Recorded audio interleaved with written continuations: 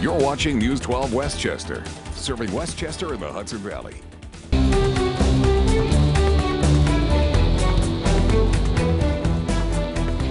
Tonight on News 12, tracking Hurricane Sandy, the massive storm sending huge waves crashing along the shore of the Long Island Sound. News 12's Janelle Burrell is at Oak Beach in Rye Playland tonight. The crews had to kind of move down to Oak Beach because Rye Playland was just inundated with the water. Janelle, you've got the latest for us from there.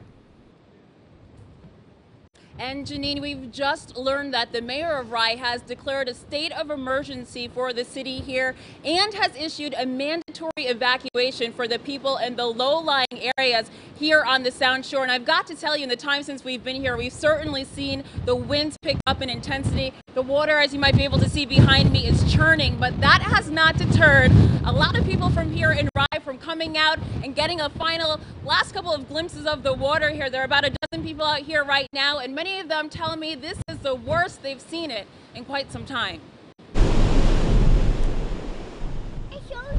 Beach. Even little Justin was impressed as the roaring waves swallowed up Oakland Beach in Rye. I feel wind. For longtime Rye resident Mike Catalano and his son Nicholas, it's a show unlike anything they've ever seen. Pretty amazing.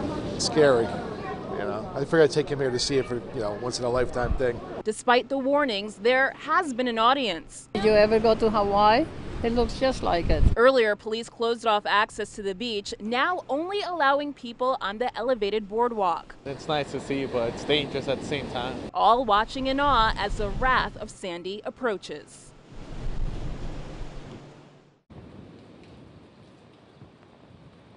And back here out at the scene here, again, as you heard earlier, the mayor has declared a state of emergency and mandatory evacuations for these low-lying areas. They say their major concern at this point is coastal flooding and those tidal surges that you've heard Joe Rayo talk so much about. But the worst of it hasn't even come yet. And as you can see, this wind is just pelting. The rain is coming down. Still, there's some people out here taking it all in, but it is set to get worse here. So as officials are warning, you should seek higher ground before it gets too late. So that's the latest here at Oakland Beach in Rye. Janelle Burrell, News 12.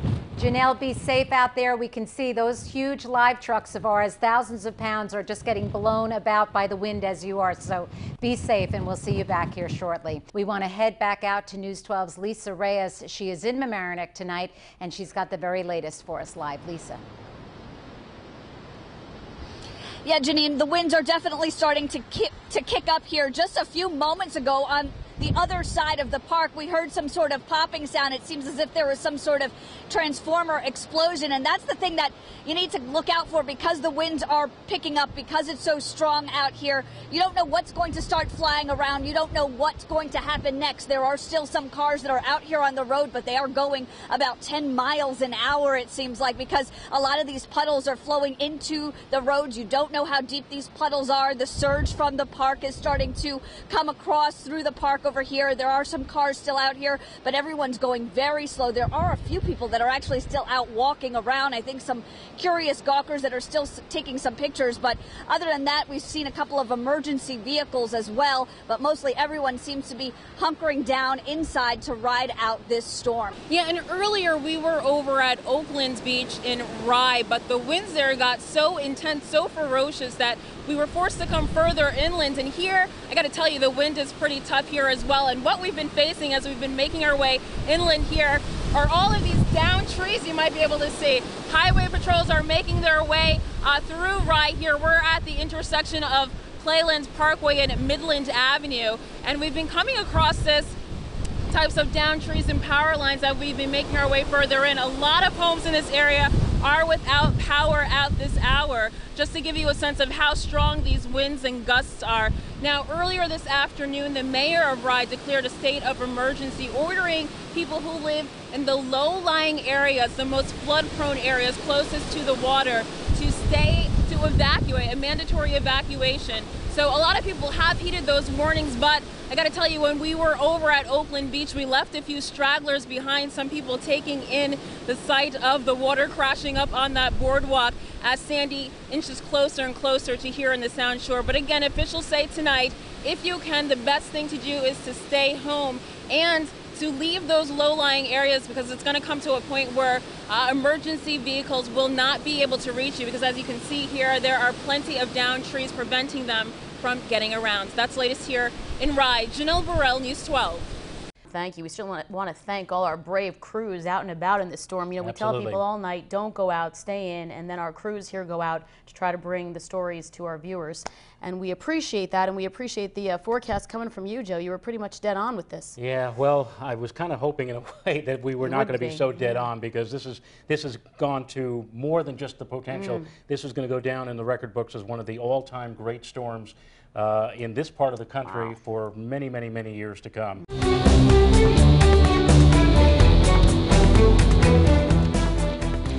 Well, new pictures tonight. Take a look at the damage done at Rye Playland. Look at that. That is a bench that normally sits on the boardwalk at Rye Playland. The park along the Sound Shore dealing with massive flooding from Hurricane Sandy and a lot of damage. That's incredible. Those park benches sit high above the sea level there, and now they're just drifting out there to sea. All right, News 12's Lisa Reyes is at Rye Playland for us tonight. Lisa, we can't believe this video, even though we saw the punch that Hurricane Sandy was packing in Rye yesterday. Yeah, Janine, it's interesting because Playland is a family fun place. You come here, you come with your family, or you come take a stroll on the boardwalk. But take a look behind me. It says danger, keep out, no trespassing. Even when we went inside, we needed to be escorted in. Take a look at this bench. It was blown straight over from the winds from Sandy. And we're told the storm surge brought in water, brought in garbage, brought in debris from the ocean. It's sad to see Playland in this kind of condition. Westchester County Executive Rob Astorino taking a look at the iconic amusement park in the wake of Hurricane Sandy. That wood is all gone. Shingles are gone. This is just more debris. The storm surge pushed salt water onto the landmark boardwalk. The wood warped and buckled. The freezer from this waterfront restaurant spilling out. The wrought iron fence twisted and bent. The struggling county-owned park has faced adversity before regarding profitability, and now a private management group is coming in to oversee the management of the park. But Astorino says the boardwalk will be rebuilt. The rides were already hunkered down for the winter, but the damage inside hard to ignore from the ground and the sky. Trees uprooted, destroying the Halloween-themed Scare on the Sound. Astorino says Sandy came in with a vengeance. It's clear she came in with a fury, and for whatever reason, Sandy didn't like Playland. Yeah, it's still pretty windy out here, Janine. We were talking with County Executive Rob Astorino and the Parks Commissioner as well. They said they can't really assess the damage just yet. They'll just be able to look it through for the rest of the week and then determine how much all of this will cost. That's the latest from Rye. Lisa Reyes, News 12. Yeah, Lisa, you led me to a question there. You know, again, Playland just closed for the season, expected to open again in the spring, but there's significant damage and we've got new managers taking over. So any idea what this might all end up costing taxpayers at this point? Well, at this point, again, they said they still want to assess the damage and most likely get a full number at the end of the week. At this point, Westchester County hasn't been declared a federal emergency just yet. Astorino says he expects it to be determined later on in the week. And as far as the park itself, none of the rides seem to be damaged, according to the Parks Commissioner. But again, they still want to assess all of that damage and hopefully get some sort of price tag by the end of the week. Janine? Yeah, maybe some insurance will cover that as well, Lisa. All right, we'll be watching those developments very closely over the next several months. But first, unimaginable devastation seen from the sky. Chopper 12 over Stony Point in Rockland tonight, where many people lost everything. Good evening, I'm Janine Rose. Stony Point was one of the hardest hit areas in the Hudson Valley, just over the Tappan Zee Bridge. Most of the community looks like a war zone. Hurricane Sandy caused massive damage, ripping roofs right off homes and causing major flooding. FEMA was on the ground in Rockland County today, getting a first-hand look at the damage in the county's waterfront communities of Piermont, Haverstraw, and Stony Point. So far, state officials have not declared Rockland County a disaster area or Westchester, but officials are hoping hoping that might change their minds after seeing the destruction Sandy left behind. News 12's Ty Milburn picks up the story from Stony Point. Officials from FEMA were in Stony Point Thursday, getting an up-close look at the hardest-hit areas of town. Part of their task will be determining if there is enough damage here to have it and the entire county declared a disaster area. That declaration would mean homeowners could qualify for grants and low-interest loans to help with their recovery. We're extremely excited that they called us. They were here bright and early this morning. We've been touring all morning, and it's great to see them out here. Cleaning up all the mess left behind by Superstorm Sandy could take weeks, maybe months, and cost millions and millions of dollars here in Stony Point. Many homeowners say they are so happy to see FEMA on the ground, and they hope they can help. At least the federal government, they're going to step in a little bit. In some parts of town, the slow road to recovery is already underway. O&R crews were busy, as were construction workers. But there was nothing going on at the Baymar mobile home community, where homeowners have been evacuated since Sunday. Let's get this going. Let's get the work started, and let's stop talking down here, because we got nothing going on. Over on Beach Road, Kathleen Sullivan was hard at work cleaning up around her family's waterfront garage. We had junk from the river straight back to the back wall. Refrigerator turned around upside down, door turned off. She vows that no matter how bleak things look now, Stony Point will recover, and she insists she'll be here to see it through. This is our home. Like I said, grandparents, parents, we're like almost 6 generations here on this beach. Not gonna leave. Not gonna leave. Not gonna leave, definitely. In Stony Point, Ty Milburn, News 12. Gas station gridlock. Take a look at this line of cars just waiting for gas at the station in Yonkers. It's a scene being played out across the Hudson Valley. Hello, I'm Chelsea Edwards. It's a different kind of pain at the pump in the wake of Hurricane Sandy. Drivers waiting in long lines for gas, with so many stations without power or running out of fuel. News 12's Grace Noon begins our Sandy aftermath team coverage from McLean and Kimball Avenues in Yonkers. Grace, what's going on there? Chelsea, all I can say is just a madhouse out here. I'm actually in between 2 gas stations. There are 3 gas stations in about a 3-block area. Now just take a look at all this traffic. What's happening is people are lining up for gas. Then they find out there is no gas. They try to get around the corner only to find themselves stuck in another line, 12 to 15 and more cars deep. Carmen Cintron thought she finally struck gold at the 76 gas station on McLean and Kimball Avenues in Yonkers. She waited on this long line after trying to fill up at 5 other stations. I live in Co-op City, so I've been to other ones in Co-op City, the Brugna, and then I came up here. When's the last time you filled up before the storm? Probably, I should have probably did it yesterday because I heard that they were, that the stations weren't going to have any gas. When it was her turn to fill up, the gas ran out. They should be strict how much they're going to let people take. Maybe let them take 10, 15, and then that's it. That's happening at many stations in the Hudson Valley. Other owners have the fuel, but no power to pump. Well, we're waiting the electricity to back, just waiting. We lose a lot of stuff inside, the refrigerators, the milk, the ice, the things, stuff like that. Drivers are just plain frustrated.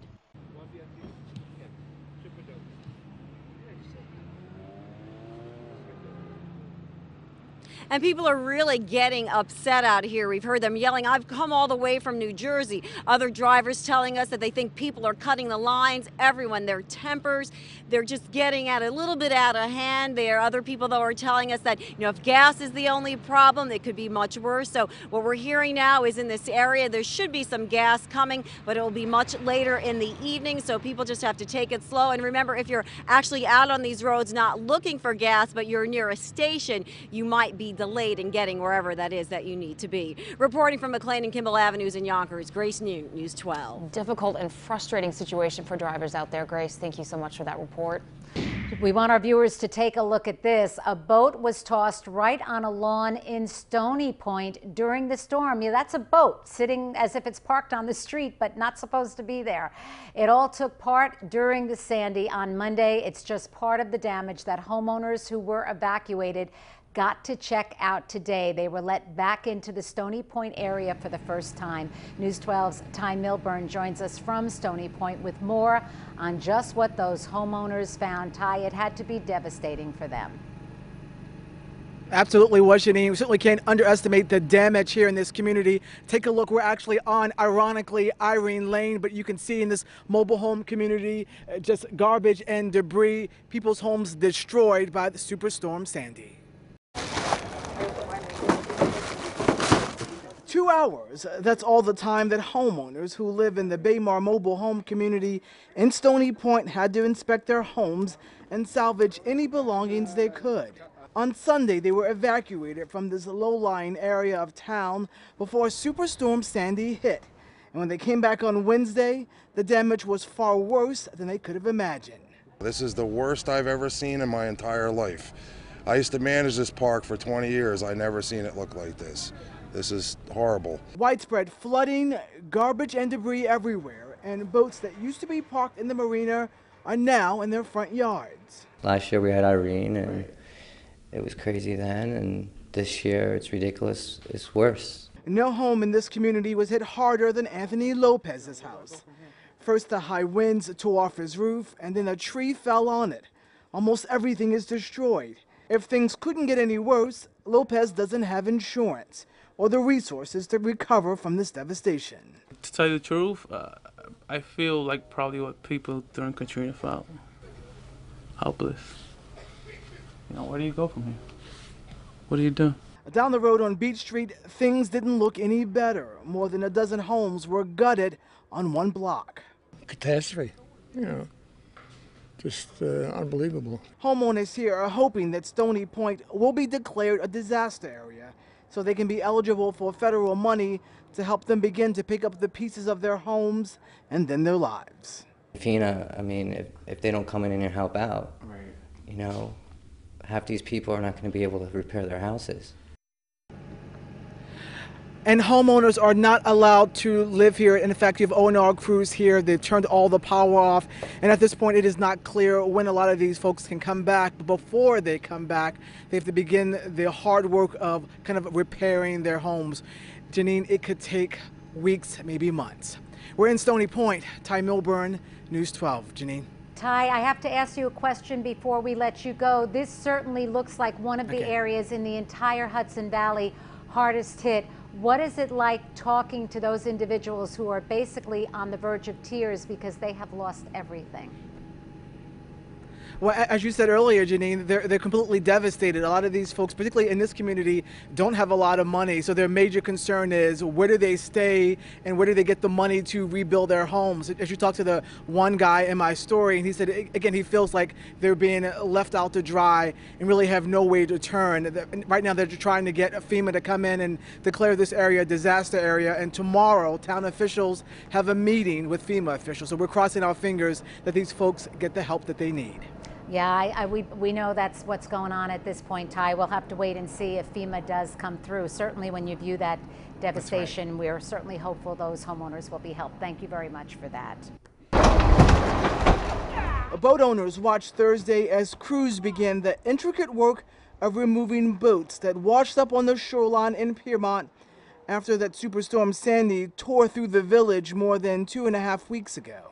Mother Nature. This is life, you know, you can't predict it. Dozens of boats took a beating from the fierce winds and then the storm surge, which pushed the vessels blocks away from where they were being stored. Workers from the boat towing service Sea-Tow used a heavy crane and barge to maneuver and lift the boats out of tight spots. Few if any of the boats at the marina where John said he works will ever be the same again. We probably had about 30 boats piled up at the entrance. And of that 30, I would say probably 24 of them are going to be totaled out and carted off. The Patsy's Bay Marina here in Stony Point sort of feels like a sick hospital for boats. Superstorm Sandy ravaged this marina, and sadly, boats like Silver Girl damaged so badly they may never hit the waters again. We all expected a bad storm, but I think it was worse than anybody could have imagined. Sandy caused millions of dollars of damage here. It destroyed one of the sheriff's Marine Unit rescue boats and their headquarters along the Hudson. Sergeant John Murphy says, like everyone else here, they too are forced to pick up the pieces and move on. We salvaged what we could, and I think that this is going to be a job for the bulldozer. Boating season usually kicks off around the beginning of April every year, but none of the boaters here are certain they'll be ready in time next year. In Stony Point, Ty Milburn, News 12. Nothing can really prepare you for the devastation in this New Dorp neighborhood. This was someone's patio, and these marshlands were empty. All of these homes were swept in by the storm. Those homes were way back there by the ocean, and now they're here.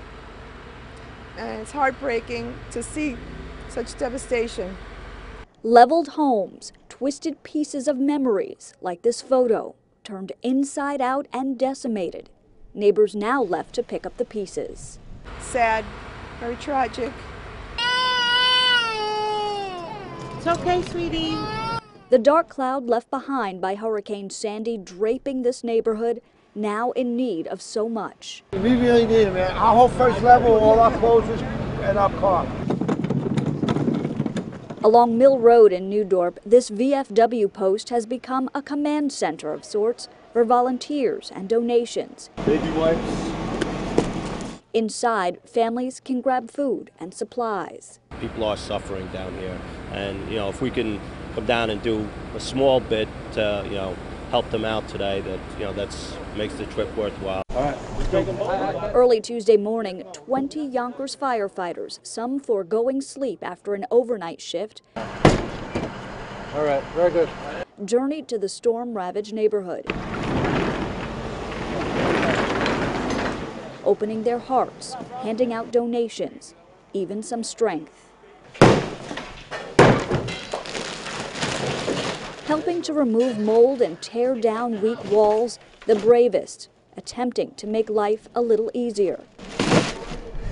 Walking outside and seeing the community come together gives many here hope and a sense of resiliency. It's turned into sort of a war zone with the mess, but the people really have helped to make the situation, just a little bit better.